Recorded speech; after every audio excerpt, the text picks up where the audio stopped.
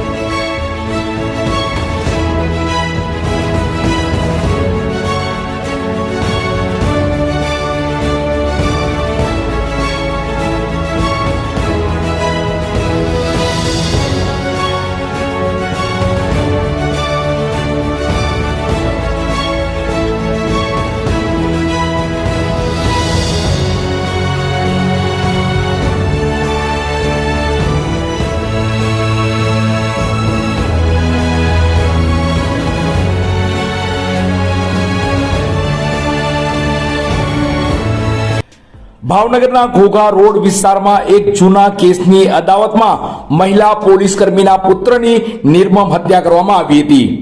આ ઘટનાએ સમગ્ર ભાવનગર શહેરમાં ચકચાર મચાવી છે. ઘોઘા રોડ પોલીસ સ્ટેશનમાં એએસઆઈ તરીકે ફરજ બજાવતા રેખાબેન વાઘોશીએ ત્રણ આરોપીઓ વિરુદ્ધ ફરિયાદ નોંધાવી હતી. પોલીસ દ્વારા તાત્કાલિક કાર્યવાહી હાથ ધરવામાં આવી હતી અને ત્રણેય આરોપીઓને ઝડપી લેવામાં આવ્યા છે. આરોપીઓ અર્જુન સાટિયા, ભરત સાટિયા અને ભાર્ગવ ઉર્ફે ભરત સાટિયાને પોલીસે ઘટના સ્થળે લાવ્યા હતા અને પોલીસે કોઈ અનિચ્છનીય બનાવ ન બને એ માટે મોટો કાફલો તૈનાત કર્યો હતો. દોરડા વડે કોર્ડન કરી આરોપીઓને લાવવામાં આવ્યા હતા. આજરોજ ઘોઘા રોડ પોલીસ આરોપીઓને અર્જુન સાટિયા, ભરત સાટિયા અને ભાર્ગવ ઉર્ફે ભરત સાટિયાને ઘટના સ્થળે લાવી રિકન્સ્ટ્રક્શન કરવામાં આવ્યું હતું. આ દરમિયાન આરોપીઓએ સમગ્ર ઘટનાની વિગતો વર્ણવી હતી. કોઈ અનિચ્છનીય બનાવ ન બને એ માટે પોલીસનો મસ્ત મોટો કાફલો ઘટના સ્થળે હાજર હતો. દોરડા વડે કોર્ડન કરી આરોપીઓને લાવવામાં આવ્યા હતા. આ ઘટનાને જોવા માટે લોકોના ટોળે ટોળા ઉમટી પડ્યા હતા. ઘટનાના દિવસે કેવલ તેના મિત્ર દિવ્યેશ બારિયા સાથે બાઇક પર યુગલ સર્વિસ સેન્ટર પાસે ઊભો હતો. એ સમયે ભાર્ગવ અને ભરત સફેદ ટુ વ્હીલર પર આવ્યા હતા અને તેમણે કેવલને પકડી રાખ્યો અને તેના મિત્રએ છરી બતાવી ધમકી આપી હતી. ત્યારબાદ બંનેએ કેવલના ગળા અને પેટના ભાગે છરીના ઘા માર્યા હતા.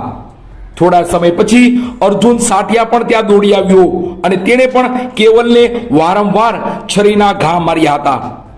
આ હુમલામાં કેવલનું ઘટના સ્થળે જ મૃત્યુ થયું હતું. પોલીસે તાત્કાલિક કાર્યવાહી હાથ ધરી અને ત્રણેય આરોપીઓ વિરુદ્ધ હત્યાનો ગુનો નોંધી તેમને ઝડપી લીધા છે. હાલ આ કેસમાં વધુ તપાસ ચાલી રહી છે. આ ઘટનામાં શહેરમાં કાયદો અને વ્યવસ્થાની સ્થિતિ અંગે ગંભીર પ્રશ્નો ઊભા થઈ રહ્યા છે. ત્યારે આજે પકડાયેલા ત્રણેય આરોપીઓને ઘટના સ્થળે લઈ જઈ પોલીસ દ્વારા રિકન્સ્ટ્રક્શન કરવામાં આવ્યું હતું.